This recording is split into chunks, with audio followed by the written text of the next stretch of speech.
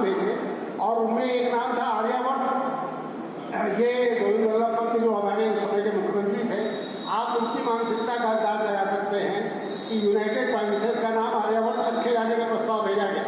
जवाहरलाल नेहरू ने जब डांट करके वहाँ से वापस किया, तब जा करके वो यूपी को बचाए रखना था, यूनाइटेड प्रोविंसेस की जगह उत्तर प्रदेश नाम कर दिया गया। उसी समय आप देखते हैं सन 48 के आसपास अयोध्या में रामलला प्रकट हुए थे और उसमें सारा सर पटकने के बाद भी जवाहरलाल नेहरू उन मूर्तियों को वहाँ से नहीं हटवा पाए जो एक रात अचानक वहाँ ला के रख दी गई थी। और अब तो भव्य मंदिर वहाँ बन रहा है, तो आपको कौन उठाएगा।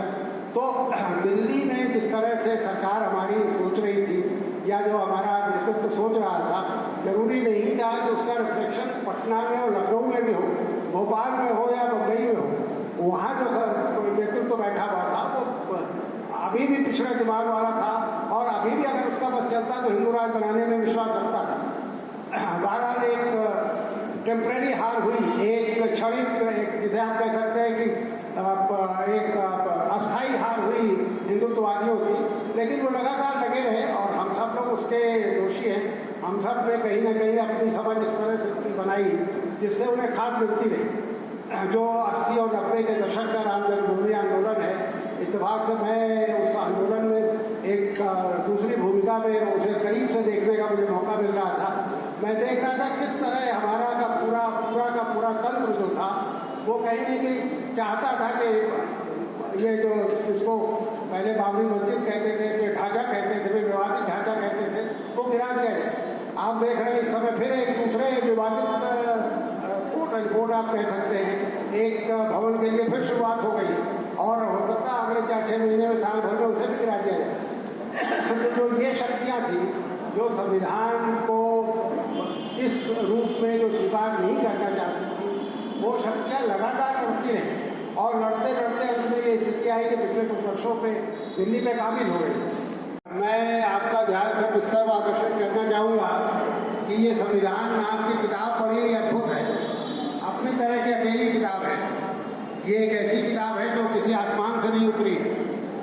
We the people of India, हम भारत के लोग, यानी हमारे 36-40 करोड़ लोग जो उस समय इस देश के नागरिक थे, उनकी कलेक्टिव विजडम, उनके सामूहिक चेतना और सामूहिक बौद्धिकता का प्रमाण है ये पुस्तक। ये पुस्तक पहली बार पूरी भारतीय परंपरा आपने लीजिए, भारत क्या दुनिया में दूसरे धर्मों की परंपरा भी ले लीजिए, कहीं भी उस तरह की समानताएं नहीं दिखाई देती जिस तरह की समानताओं की कल्पना इस पुस्तक में की गई थी।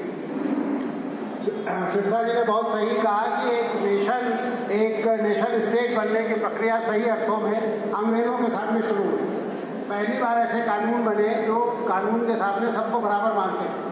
ब्राह्मण और शूद्र अगर अपराध करें तो एक तरह का दंड उनको मिलता था, एक तरह के अपराध उनके लिए अपराध होते थे। ये पहली बार इस देश में हो रहा था और इसी को पहली बार आप एक डॉक्यूमेंटेड फॉर्म में भारतीय संविधान में पाते हैं, जब जातियों, धर्मों, जेंडर, इन सारे जो विभाजन हैं इनको भुला करके सभी मनुष्यों को, सभी प्राणियों को एक समान माना गया, कानून के सामने सभी बराबर थे। ये आज जो हम बार ये और जिसने भी परिकल्पना की है इस सत्र की, उसमें हम सब की इच्छा का एक तरह से प्रतिफलन है कि हम बार ये खतरा क्यों महसूस करते हैं कि हमारा संविधान खतरे में है या हमारा लोकतंत्र खतरे में।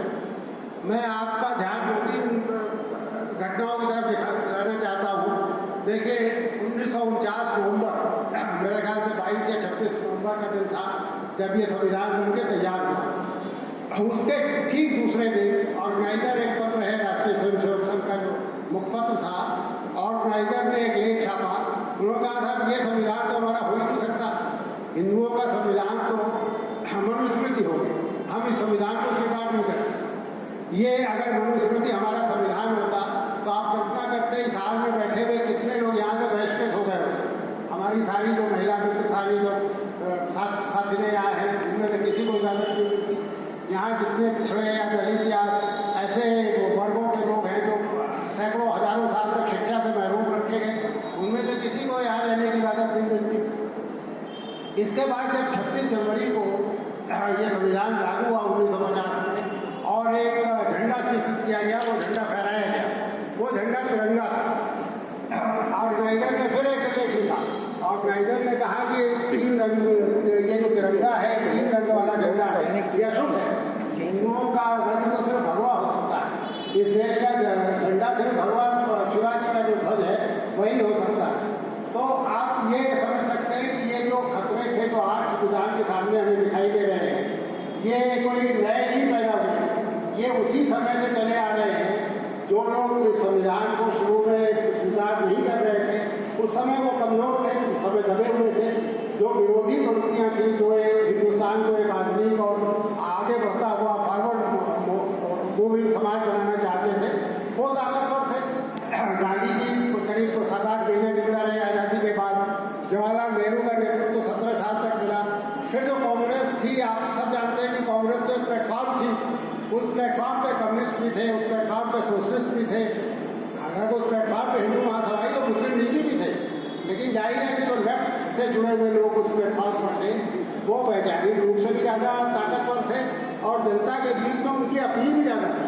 तो लिहाजा वो जो शक्तियाँ जो मनुस्मृति को संविधान बनाना चाहती थी, जो भगवा ध्वज को देश का ध्वज बनाना चाहती थी, वो दबी रही। लेकिन दबने का मतलब ये नहीं था कि अंतिम रूप से परास्त हो गए, अंतिम रूप से परास्त नहीं हुई। और शायद ये भी कंट्रडिक्शन था कि हमारा जो एक सुपर स्ट्रक्चर था वो जिस